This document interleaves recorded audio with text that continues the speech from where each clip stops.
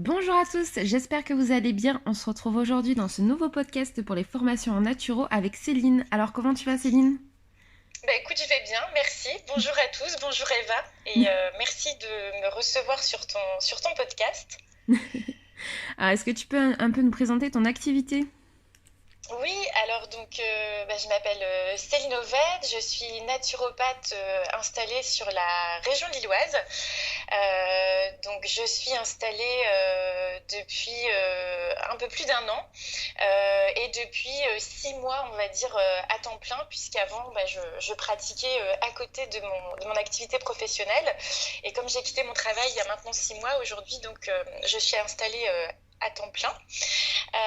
Donc je suis naturopathe, je suis réflexologue plantaire et également conseillère en aromathérapie traditionnelle et en fleurs de bac. Je fais également du coaching en hygiène de vie.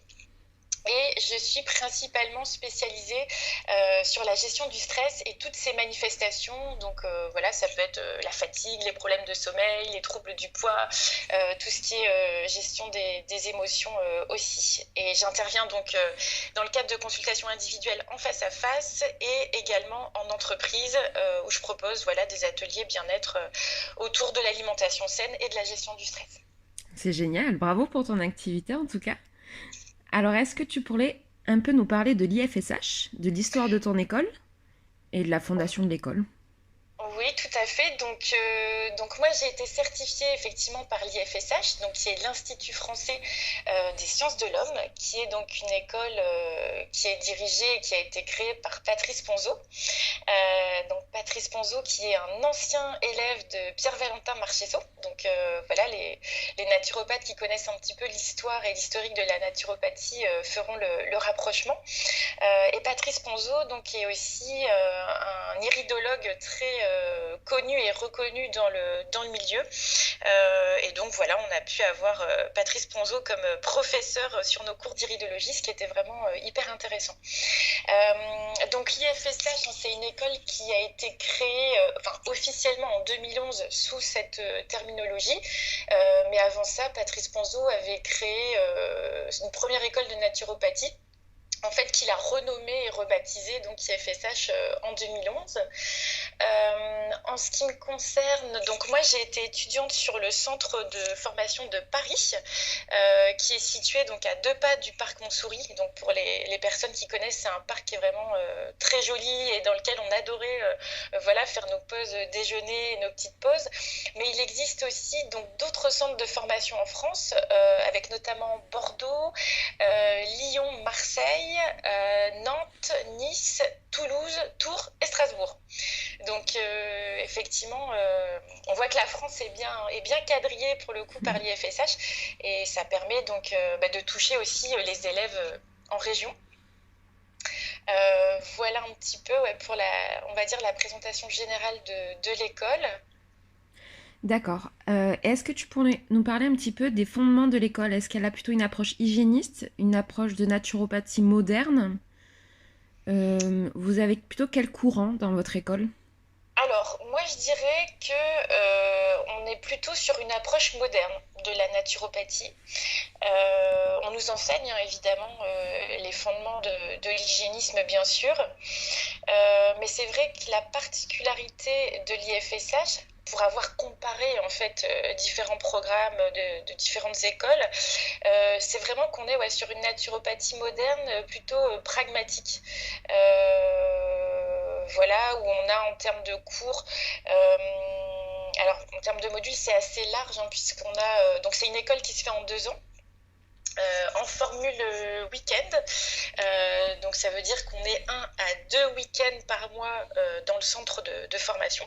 Donc pour ma part, c'était Paris.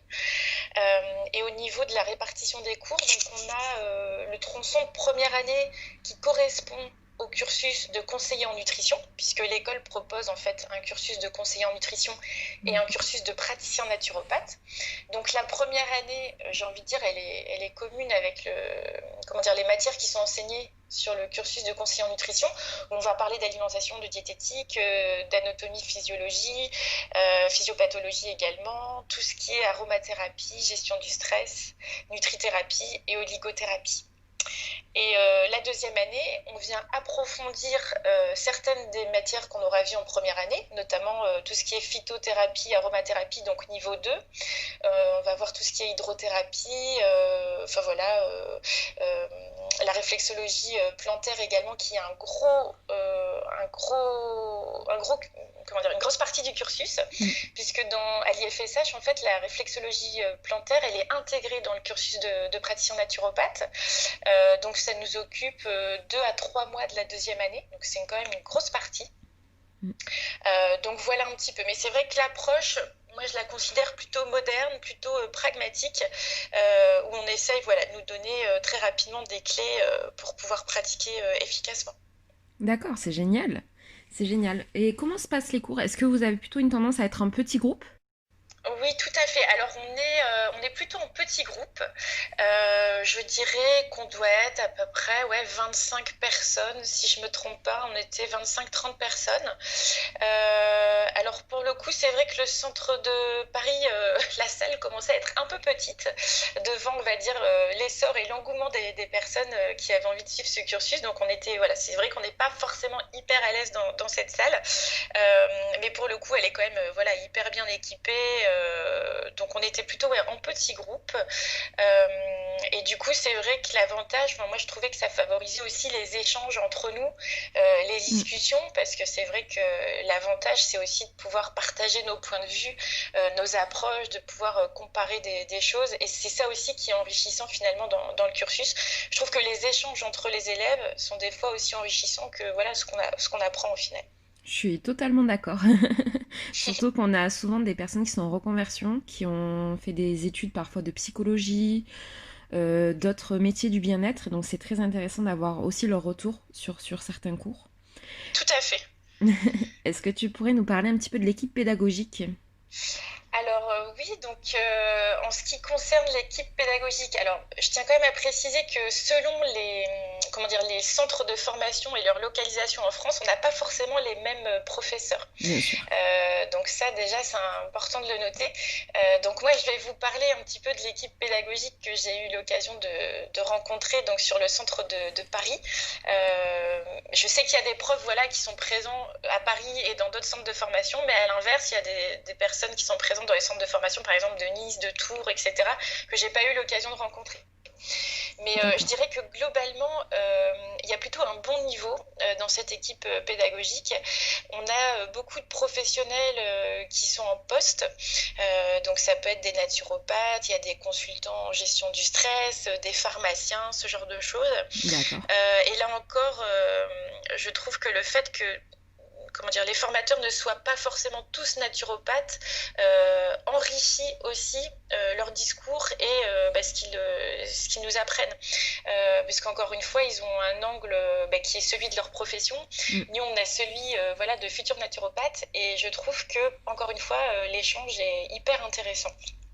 Euh, donc moi j'ai vraiment ouais, apprécié globalement l'ensemble des formateurs, peut-être à un ou deux près, voilà où pour le coup je les avais trouvés pas forcément super,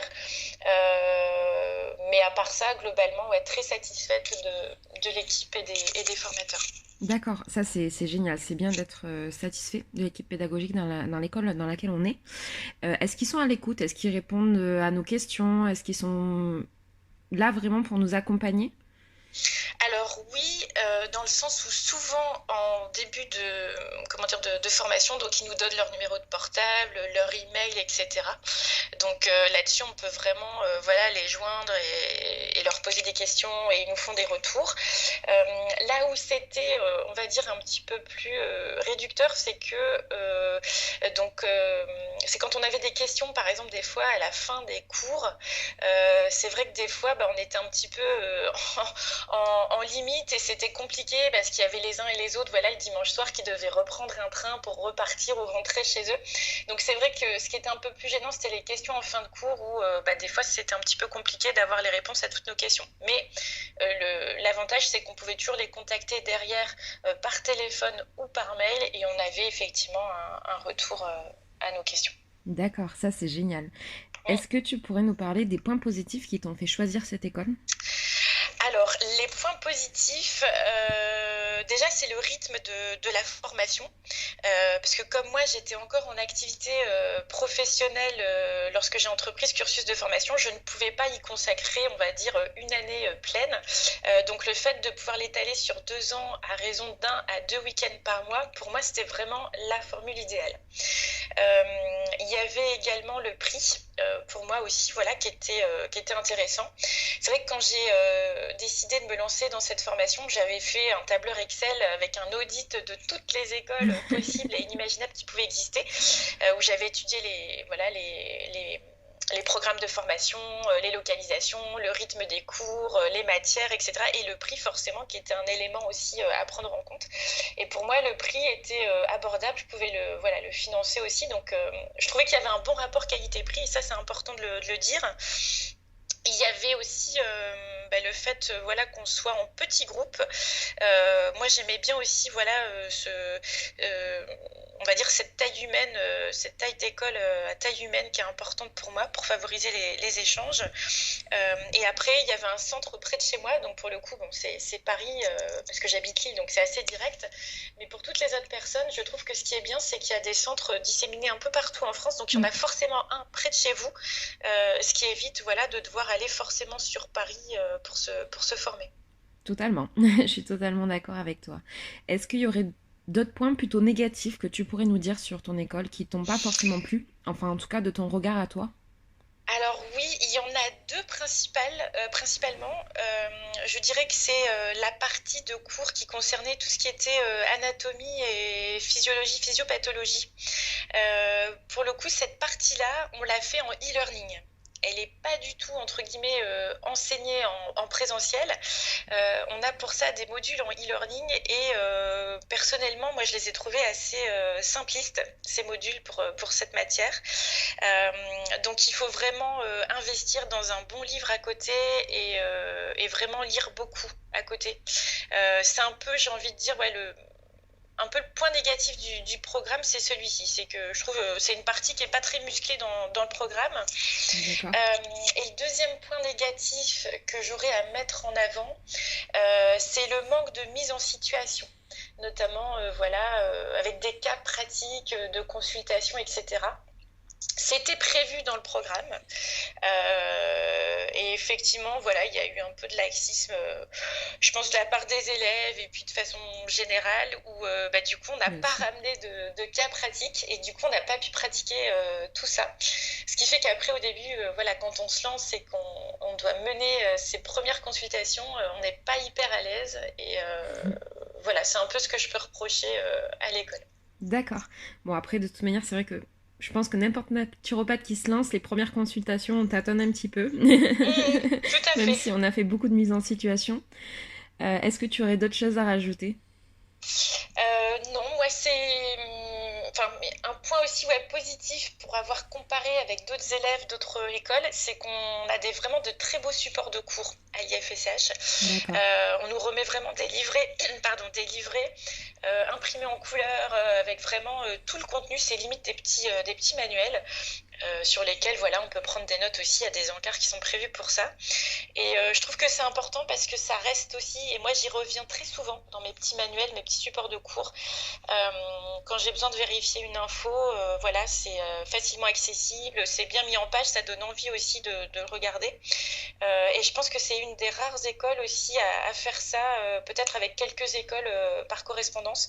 Mais en tout cas, dans les écoles en présentiel, c'est une des rares écoles à vraiment avoir mis aussi en avant les supports de cours. Donc moi je suis très contente de cette école, malgré les petites lacunes que je viens d'évoquer, mais qui restent mineures. C'est aussi une école, et c'est important de le souligner, qui fait partie du syndicat des professionnels de la naturopathie, donc qui est un syndicat qui regroupe plusieurs écoles de naturopathie, donc un peu comme la FENA et on va dire les écoles parisiennes. Et donc du coup, là encore, il y a une reconnaissance entre ces écoles avec des cursus qui sont de plus en plus harmonisés. Et c'est gage aussi, voilà, d'un certain professionnalisme, d'une éthique aussi, puisqu'on doit signer une charte avec le syndicat concernant notre pratique et l'éthique qu'on y apporte. Donc voilà, une école très, très sérieuse selon moi. D'accord. Ben, merci beaucoup, Céline, d'avoir accepté de faire ce podcast. Merci à toi, Eva. Merci. Donc, je vous retrouverai toutes les informations de Céline et de l'IFSH en barre d'informations. Je vous remercie d'avoir écouté ce podcast et on se retrouve bientôt pour un nouveau podcast.